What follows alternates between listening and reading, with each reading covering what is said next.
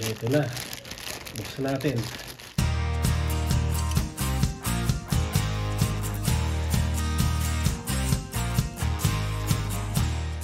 Yan. Ito na po. Yan tayong HDMI splitter. Yan, ay kung mabuksan.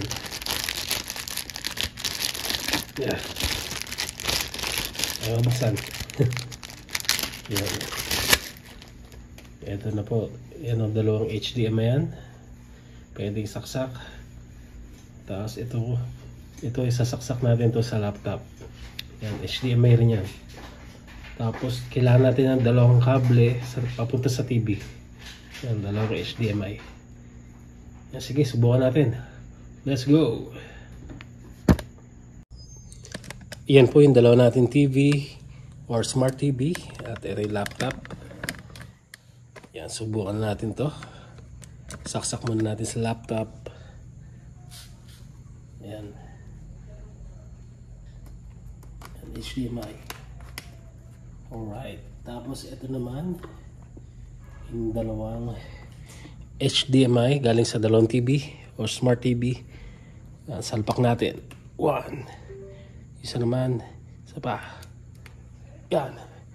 Ngayon, the moment of truth. Tingnan natin kung lalabas sa ating TV. In 3 2, 1. Yan, lumabas na sa isa. Isa wala pa. Kaya lang, baka kailangan lang natin adjust yung isang TV, yung source niya. Wait a minute. Yan, naayos na natin yung source. Ito na po ang kinalabasan. Ayan. Yan, dalawa na yung lumabas sa screen. Ayan o. Magkamuka. Ito yung nakalabas sa ating laptop.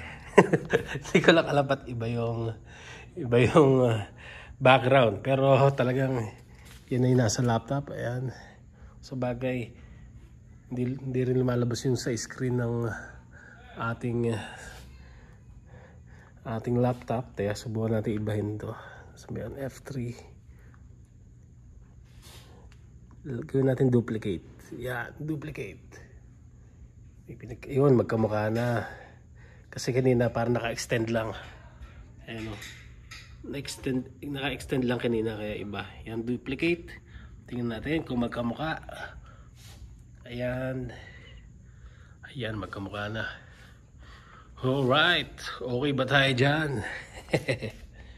Okay na mga kaibigan. Effective ang ating splitter. HDMI splitter. Ilalagay natin yung link sa ating description at sa comment section. Salamat sa panunod mga kaibigan. Alright. Follow and subscribe and share. Thank you.